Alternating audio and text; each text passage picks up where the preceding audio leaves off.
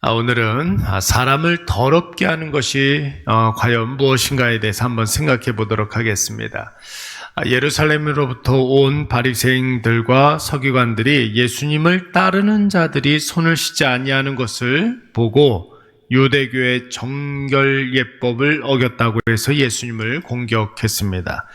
이에 예수님은 그들의 이중성과 위선을 지적하시면서 일례를 들어서 자녀라면 응당 반드시 지켜야 할 부모 교육 공경을 사람의 전통, 사람의 가르침대로 고르반 이렇게 선포하면서 외면하는 일들을 지적하셨습니다. 유대교의 위성과 이중성은 여러분 어디에서부터 시작되는 것이었습니까? 진실한 사랑이 없기 때문에, 하나님을 진실로 사랑하고 그 사랑을 가지고 사람을 사랑하는 그 마음이 없기 때문에 그 마음에 위성과 이중성이 가득하게 된 것이었습니다. 여러분, 오늘 저와 여러분의 삶에 하나님을 깊이 사랑하는 마음으로 우리 이웃들을 진심으로 사랑하는 우리 모두가 되시기를 간절히 축원합니다. 예수의 사랑이 우리 마음에 자리하기 위해서는 내 안에 가득 채워진 죄악들을 먼저 씻어내야 되는데, 그때 필요한 것이 바로 예수 그리스도의 십자가 보혈의 피라고 했습니다. 예수님의 보혈의 피 외에는 우리 안에 있는 모든 죄악들을 깨끗이 할 방법이 없고 씻어낼 방법이 없는 것입니다. 이렇게 예수님을 조사하기 위해서 예루살렘으로부터 온 바리새인들과 서기관과의 예수님과의 그 대화가 이제 마치게 됩니다. 그리고 예수님께서는 14절 말씀을 보시면 또다시 무리들을 불러 세웠습니다. 여러분, 여기에서 말하는 무리다라는 것은 예수님이 게네사렛 지방에서 사역을 하실 때 예수님을 계속해서 쫓아다녔던 사람들을 의미하는 것입니다. 그러니까 병고침을 받기 위해서 혹은 기적을 보기 위해서 예수님을 혹은 왕 삼으려고 했던 사람들, 이런 사람들을 다시금 불러 세웠습니다. 그런데 이들이 방금 전까지 있었던 바리새인들과 서기관 그리고 예수님 간의 대화를 쭉 지켜보고 있었기 때문에 예수님은 바리새인들과의 대화는 끝났지만 계속해서 무리들에게 진짜 더러움이 무엇인지, 진짜 거룩함은 무엇인지에 대해서 예수님께서 가르쳐주고 싶으셨던 거예요. 그래서 무리들을 다시금 불러 세워놓고 그들에게 더러움과 거룩함에 대해서 설명하시기를 원하셨습니다. 근데 여러분, 여기에서 우리말 성경에서는 나오지는 않지만 성경 원문에 분명히 나오는 말이 있는데, 그것이 무엇이냐면 들을 귀 있는 자는 들을지어다, 이렇게 말씀하셨단 말이에요.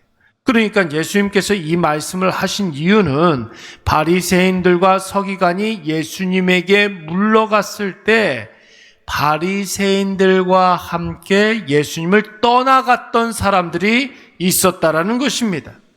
많은 사람들이 그들의 종교 지도자들과 함께 예수님에게서 떠나갈 때 여전히 예수님에게 남아서 예수님의 가르침을 듣고자 했던 그 사람들, 오늘 예수님께서는 그들을 다시금 불러 세워서 말씀을 듣기를 원하는 사람들을 불러 세워서 더러움과 거룩함에 대해서 가르쳐주고 싶었던 것이죠. 특별히 성경에 들을 귀 있는 자는 들으라, 이 말은 대단히 중요한 이야기를 하실 때 예수님께서 특별히 사용하셨던 표현입니다.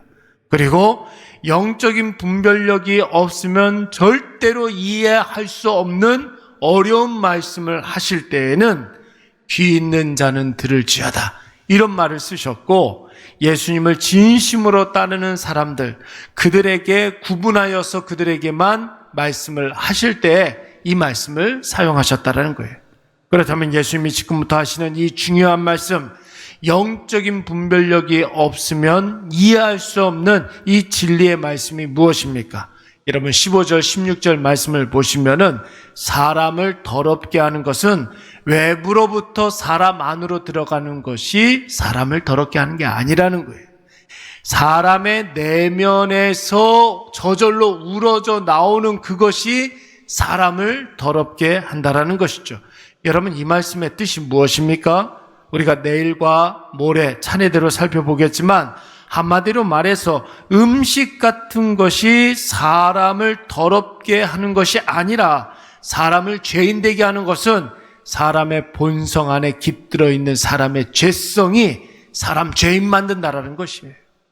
오늘 이 말씀을 조금 더 자세히 들여다보면 외부로부터 사람 안으로 들어가는 것, 그것은 단수로 사용했어요. 그리고 사람 내면에서부터 나오는 것은 복수로 표기하고 있습니다. 여러분, 이 차이는 두 가지로 볼 수가 있는데 하나는 정도의 차이고 하나는 대상의 차이다. 이렇게 우리가 해석할 수가 있어요. 정도의 차이다라고 하는 것은 밖으로부터 사람 안으로 들어가는 것들 때문에 인간이 더러워지는 일들은 별로 없다라는 거예요. 밖으로부터 사람 안으로 들어가는 것이 무엇입니까? 음식, 산소, 이런 것밖에 없잖아요. 그런 것들로 사람이 더러워지는 것이 아니라는 거예요. 음식으로 인해서 사람이 존재 자체가 더러워지는 그런 경우 여러분 아예 없다고 볼 수가 없지만 여러분 그렇게 많지는 않죠. 그러나 사람 안에서부터 생겨나는 것들 한번 생각해 보세요. 욕심이 여러분 활성화되면 그 즉시 그 욕심이 잉태하여 무엇을 낳고? 죄가 되는 거예요. 사람의 내면 속에 욕심이 활성화가 되면 반드시 죄가 됩니다. 정욕이 활성화되면 간음으로 이어지게 되는 것이고, 탐심이 활성화되면 그 즉시 도적이 됩니다. 교만함이 활성화되면 반드시 하나님의 말씀을 불순종하게 되는 것이에요. 사람 내면 안에서 나오는 것이 사람을 더럽게 하는 것입니다. 두 번째로 여러분 대상의 차이라고 하지 않았습니까? 밖에서 안으로 들어가는 것은 여러분 떡을 의미하는 것이지만, 음식을 의미하는 것이지만, 안에서 생겨나는 것들은 인간 내면에 있는 여러 가지 죄성을 말하는 거예요. 바깥에서 사람 안으로 들어가는 것은 음식밖에 없어요. 근데 마음속에서부터 우러져 나오는 것들은 여러분 여러 가지 죄성들이 있죠. 우리가 앞으로 살펴보겠지만 21절과 22절 말씀에 보면은 여러분 얼마나 많은 것들을 열거하고 있는지 모릅니다. 악한 생각, 음란, 도적과 살인과 간음과 음욕 등등 이런 것들이 마음속에서 우러져 나옵니다. 그래서 복수를 사용했던 것입니다. 사랑하는 여러분, 사람을 더럽게 하는 것은 누구 때문이 아니에요. 어떤 상황 때문이 아닙니다. 어떤 특별한 조건이 형성되었기 때문에 사람이 더러워지는 게 아니에요. 우리 안에 근본적인 죄의 문제를 해결하지 아니하고는 하나님 앞에서 그 누구도 깨끗하다 이야기할 수가 없는 줄로 믿습니다. 그래서 예수 그리스도의 보혈이 우리에게 임하여서 우리의 모든 죄를 깨끗하게 씻어줘야 우리가 하나님 앞에 정결타고 하나님 앞에 거룩하다고 구분되었다고 이야기할 수가 있는 거예요. 세상 그 어떤 것으로도 우리의 죄의 문제를 해결할 수 있는 것이 여러분 있습니까? 없습니까? 없어요, 여러분. 예수 그리스도의 보혈의 피, 우리의 영혼에 묻어있는 더럽고 냄새나는 오물을 예수 그리스도의 피로만 씻어낼 수가 있는 것입니다. 그러나 우리 주 예수 그리스도의 그 보혈의 피, 여러분 그 어떤 죄도 다 씻겨줄 수 있다는 그 확신을 가지고 오늘도 예수의 피로 새롭게 되시고 오늘도 예수 그리스도의 보혈의 피로 하나님 자녀로 살아가시기 바랍니다. 오늘 이것을 꼭 기억하셔서 오늘 예수님이 내 안에 일어나는 나의 어쩔 수 없는 죄의 문제를 예수 그리스도의 보혈의 피로 다 씻겨내시고 예수 그리스도의 피로 오늘도 승리하시는 저와 여러분이 되시기를 간절히 축원합니다. 우리 말씀